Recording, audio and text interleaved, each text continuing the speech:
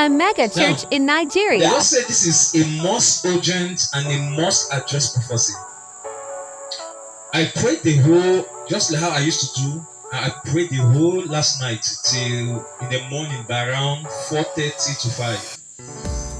Then I went to bed to get some rest travel so that it should be done before I could wake up to conclude the prayer before coming for service. I had one terrible dream. Yes, it's purely revelation. It's purely revelation. It's not just a dream. So after praying this morning, I lie down in bed to take a little rest travel before it was daybreak. I had a very terrible, frightening revelation in a dream repeatedly while resting. I saw a Friday service introduced into one of the greatest well-known mega churches in Nigeria. It's a new thing, a Friday service. And the Lord is showing me two particular. There are two people who are like papas. They call them papas. You just can't mention great men of God without mentioning these two, because they are the sons of Archbishop Benson Idahosa, and they are of age. One of them introduced a Friday service in his ministry. So please, they should take note.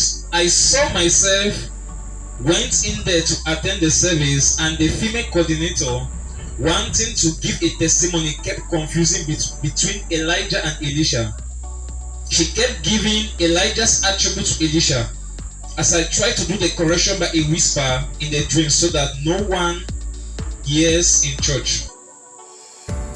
Then all of a sudden, it was another horrible, disgusting scene where many girls and women, even teenagers, were brutally raped and even gang raped by two men at once. And all I could hear are very loud screams and cries, as the Lord at the same time kept shouting in a very angry voice, repeatedly into my spirit and ears, that it is his fault. I never asked him to hold any Friday service. It is his fault, and I've never heard the Lord say this.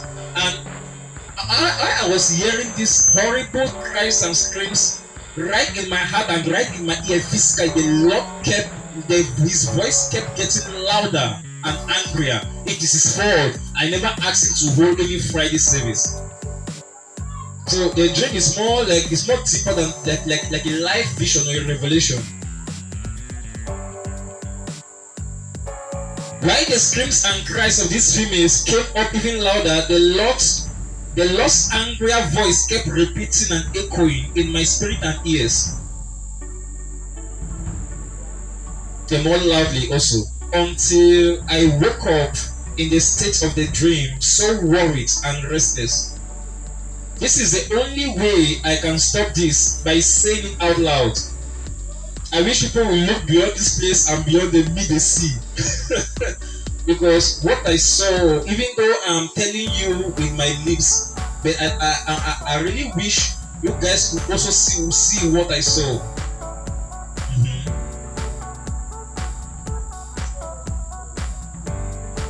For it shall destroy lives. And as for the pastor, it can cause 1. His arrest for questioning and thorough investigations. 2. Closing of his ministry for a time being. 3. Untimely death of the pastor. People from every corner of Nigeria gathered for a serious protest against the pastor and his mega ministry, which has been there for decades. He shall completely nullify and destroy all his good works and good wills he has been doing for decades. And this might surely cause his untimely death.